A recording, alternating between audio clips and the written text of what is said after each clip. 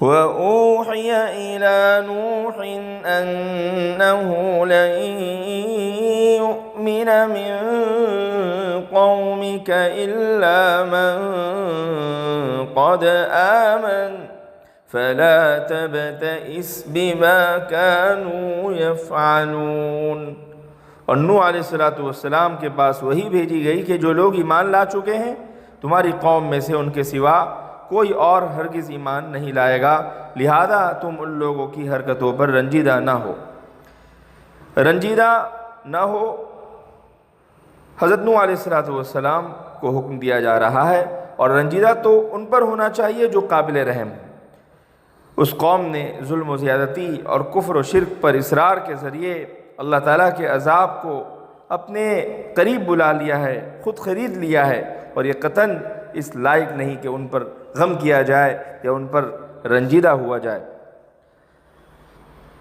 اصل میں حضرت نوح علیہ السلام کی یہ دعا ہے اور اس کا جواب ہے۔ جب قوم کی ایذائیں حد سے گزر گئی تو نوح علیہ السلام نے سینکڑوں برس ظالموں کی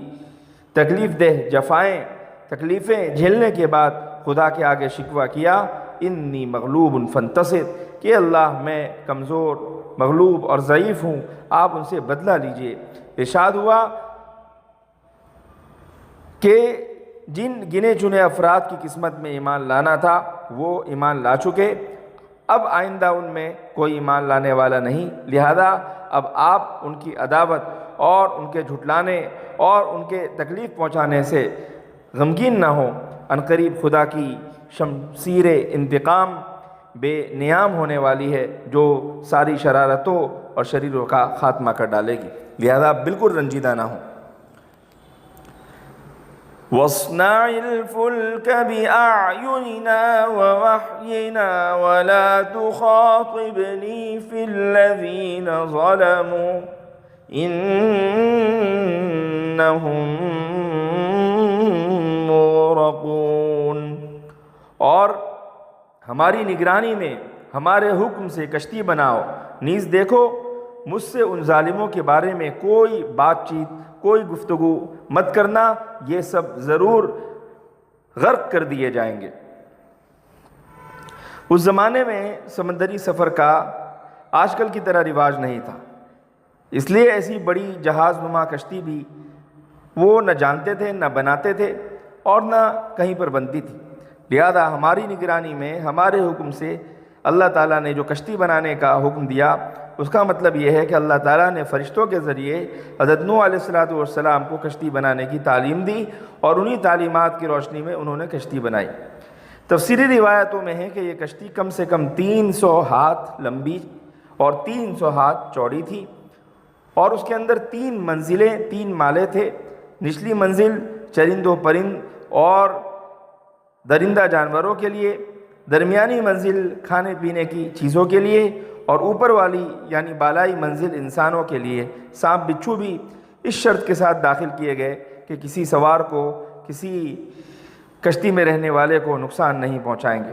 چنانچہ کہا جاتا ہے کہ اگر کوئی شخص سلام علی نوح فی العالمین پڑھ لے، سلام علی نوح فی العالمین پڑھ لے تو اس کو سانپ بچھو نقصان نہیں پہنچائیں گے۔ معلوم ہوا کہ صنعت و حرفت کی تعلیم کوئی بری بات نہیں ہے، بلکہ یہ تو انبیاء کی سنت ہے۔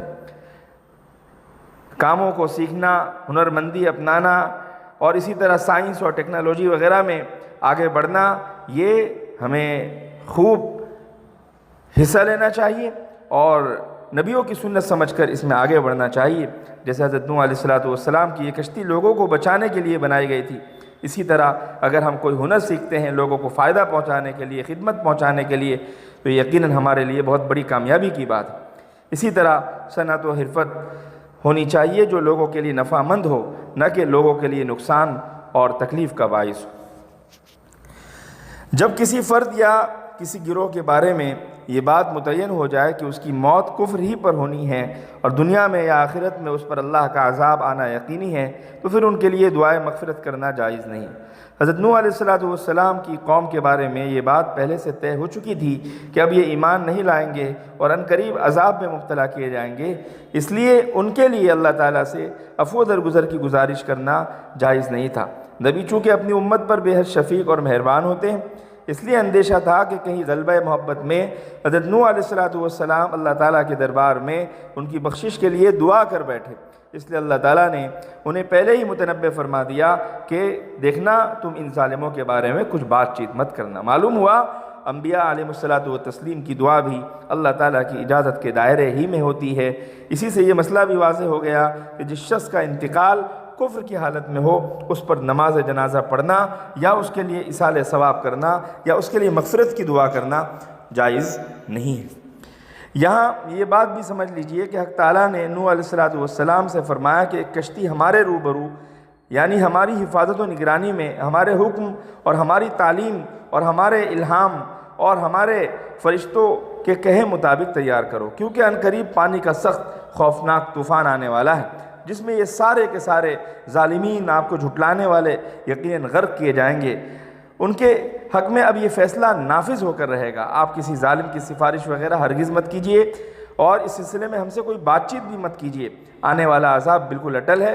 حضرت ابراہیم علیہ السلام نے جب قوم لوط کے حق میں جھگڑنا شروع کیا تھا، ان کو بھی اسی طرح کا ارشاد تھا، یا ابراہیم اعرض عن ھذا انہ قد جاء امر ربک وانہم آتیہم عذاب غیر مردود، کہ جو آنے والا ہے وہ اب ٹلے گا نہیں۔ اللہ تعالیٰ کی طرف سے یہ بات فکس ہو چکی ہے، لہذا جو عذاب آنا ہے وہ طے ہے۔